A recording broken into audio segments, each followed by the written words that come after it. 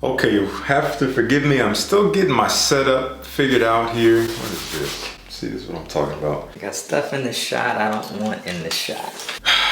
This room is still a disaster. This is where all my fragrances are gonna be. I've been slowly putting them away, but I could not dare show you the rest of the room right now. So you can see, again, I don't have it figured out. You got the reflection of this light here and all that.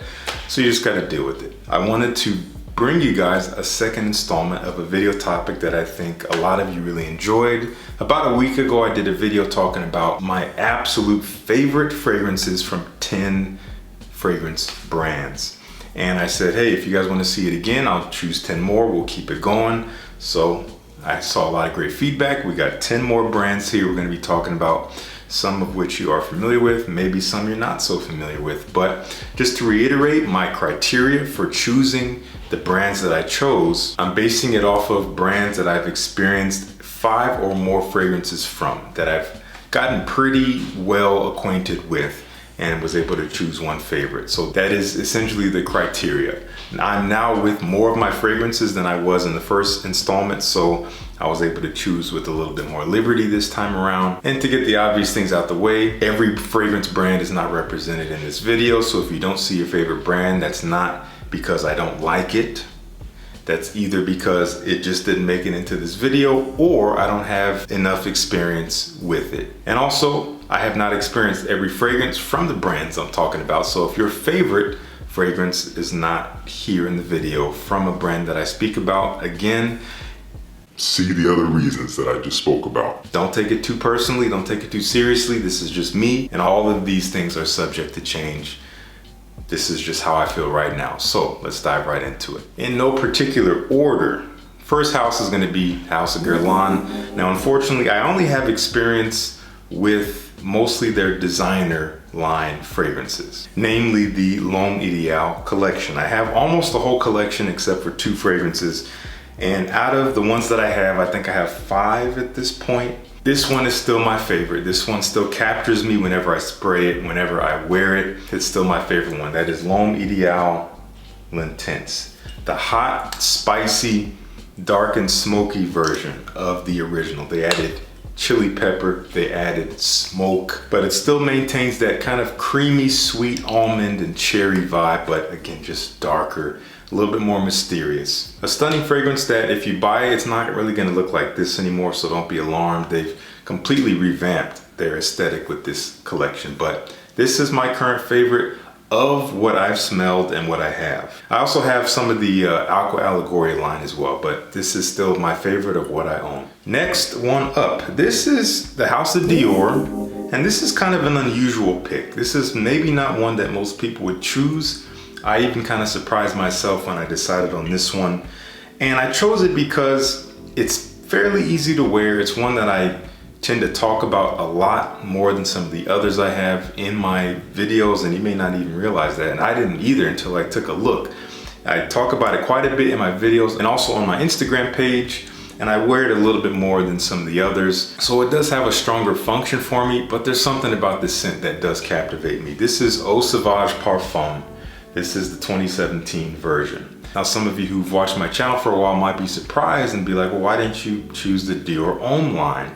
I love the Dior Homme line. I love Dior Homme 2020. In fact, right now, Dior Homme 2020 might be my favorite of the Homme line. That kind of blows me away. At least at this moment in time, I'm not yearning for iris right now. It's not something that truly calls for me. I do love the way it smells. I love picking up my own bottles and smelling them. But in terms of putting them on and committing to them for the day, I just haven't really been feeling them all that much lately. But I do love them. I'm sure I will have some kind of resurgence at some point. Things always cycle back around. But for now, I'm loving Eau Sauvage Parfum.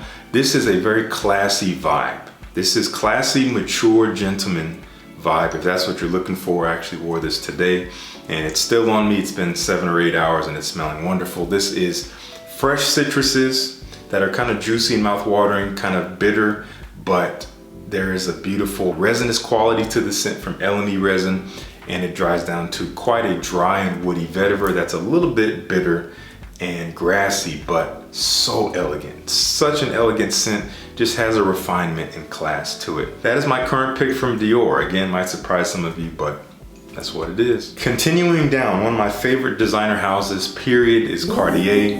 And this was a tough choice to make because I have at least 3 or 4 from the house that could have made this spot. But I had to choose the one based on pure instinctual joy. Smelling it, yes, this is the one. You know, and just really going off of that. None of this, oh yeah, if I wrap my nose and like, no.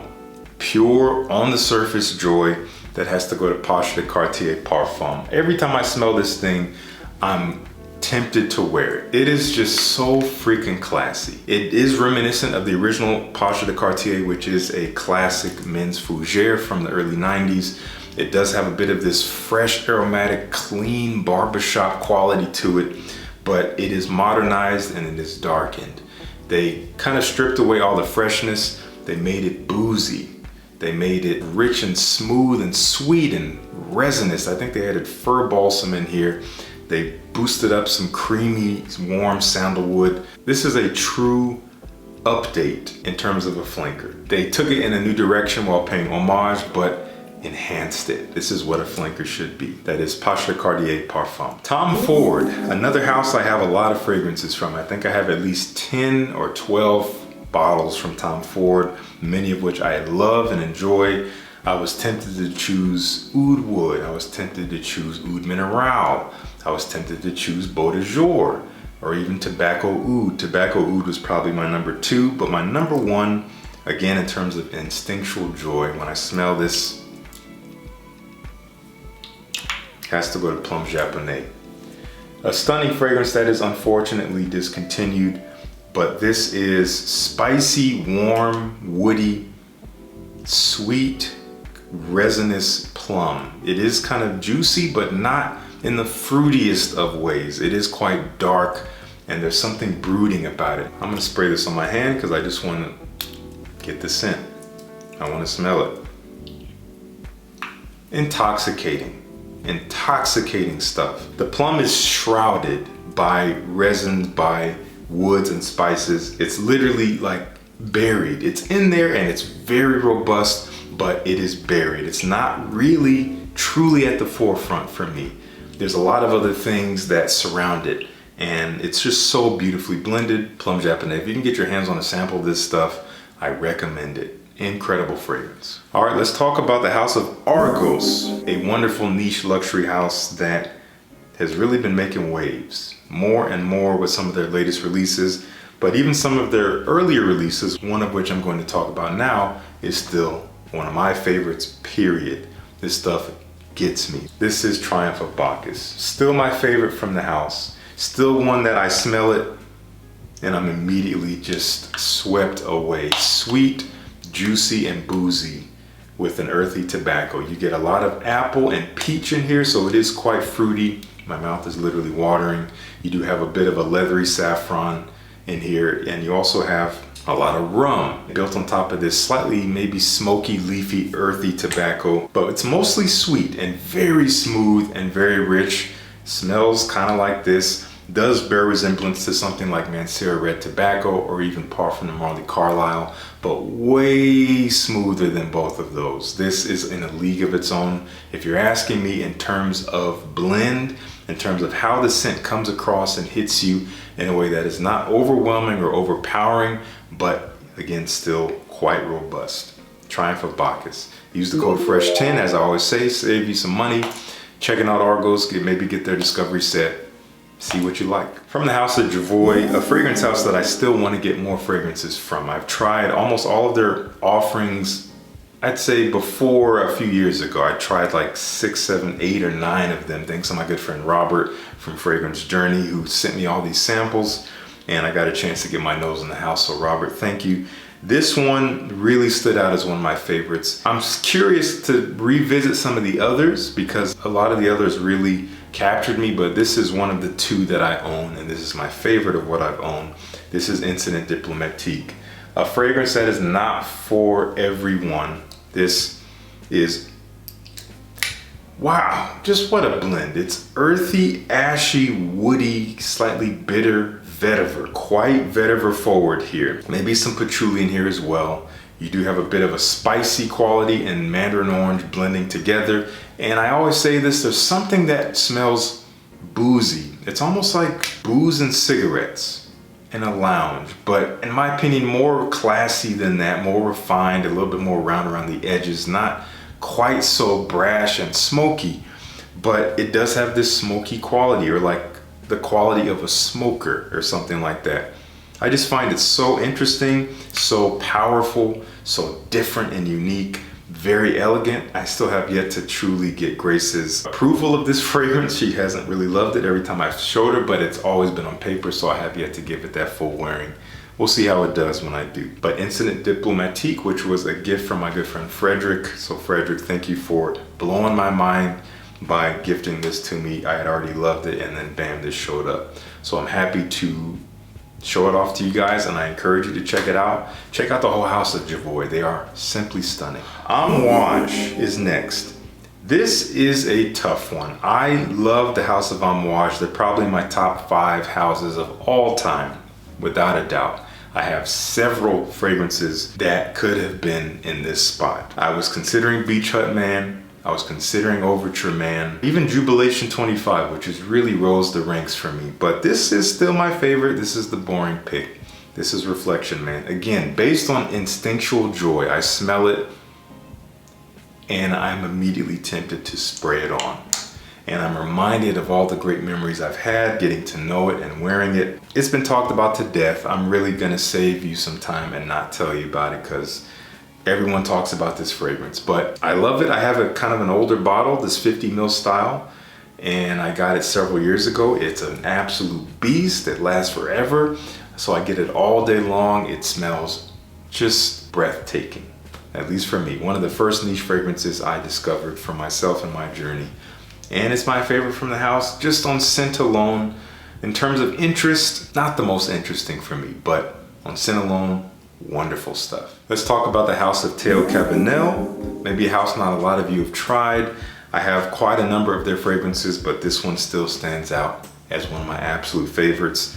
And this is called Barkan. I'm pretty sure they've changed the bottle style, but this is a dry, arid, sweet, ambery, resinous, spicy fragrance. It smells like being out in the desert. Not really, because you wouldn't smell this in the desert, but it reminds me of a scene out on like dunes of a desert. The air is dry and arid, as I said, but there's something sweet and warm about it. Maybe like the sun-scorched sand with resins, and I don't know, it just brings up this image of actually something kind of like this bottle.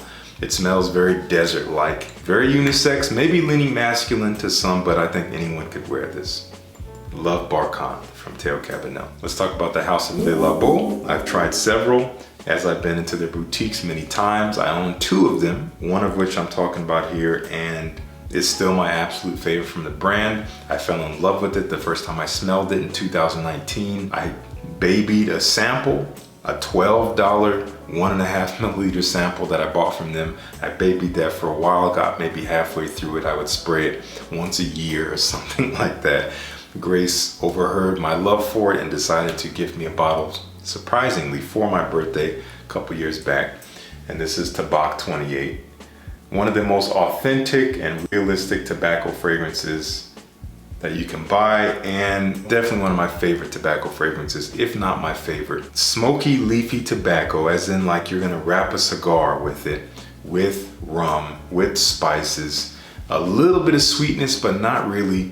It smells, like I've said, like sitting on the balcony of a beautiful villa or a beautiful hotel room, either in Miami or in Havana, with a Monte Cristo and a glass of Havana Club. Neat. So transportive, so authentic. Not for everyone. You gotta really love the idea of true, real tobacco. This is hard to find. This is a Miami exclusive, so you can only buy it in Miami, in person, outside of the month of September, when you can buy it online or in any boutique. So not an easy one to get, and even if you can get it, it is not cheap. Not cheap. I don't recommend a blind buy, even in September. Just get a sample if you can, but this stuff, sweeps me off my feet. And finally, from the house of Nishane, one of my absolute favorites, also in my top 5, I was between this and B612. B612 is one of the most beautiful fougere-like fragrances I ever smelled. It's very unique for the genre. It has a humility to it that I love. It smells like a talented person who doesn't boast. I love that about it. It is fresh and clean. Now I'm talking about B612 like I picked it. It could have been tied here, honestly. But I chose this one. This was my first love from the house. It was also the first one I smelled. And to this day, I smell it from the atomizer and it knocks me off my feet. That is Fan Your Flames. To this day, this one is still amazing to me. A fragrance that is very different and not for everyone. Some people are gonna find this kind of strange because it is a weird mix of elements that you wouldn't think would go together. It is a lot of rum, like outlandishly boozy with rum and also tobacco in here. So it's kind of like Tobacco 28, but way boozier. But you have coconut, which is a very interesting element in the mix, adding this kind of beachy quality, but also kind of making it a little bit more of a tropical drink feel. But it's still quite warm with that tobacco, almost earthy, again smoky. You have tonka bean making it sweeter, quite sweet. You also have oak moss, which brings this kind of rich, woody, mossy quality that is very, very robust and really grounds the scent. This stuff is absolutely potent. It is so strong. So you don't need much of it. It's very rich. I haven't actually worn it all that much. And when I do wear it, I might spray twice because it is so strong. So if you look at the bottle, it doesn't look like much is missing. But I've worn this thing at least 7 times since I've had it. It just doesn't really look like it. But I love Fan Your Flames. It is still my first love. It is that instinctual, joyful scent. When I smell it, it makes me smile and it brings me back to that first time I smelled it. So that's my pick for Nishane, Fan Your Flames. I would love to know, have you tried any of these fragrances? I'm sure many of you have. And let me know your thoughts on them. Please subscribe if you haven't already. Join the Fresh Squad. Increase, elevate, enhance, improve, and evolve your freshness. I haven't said that in a while.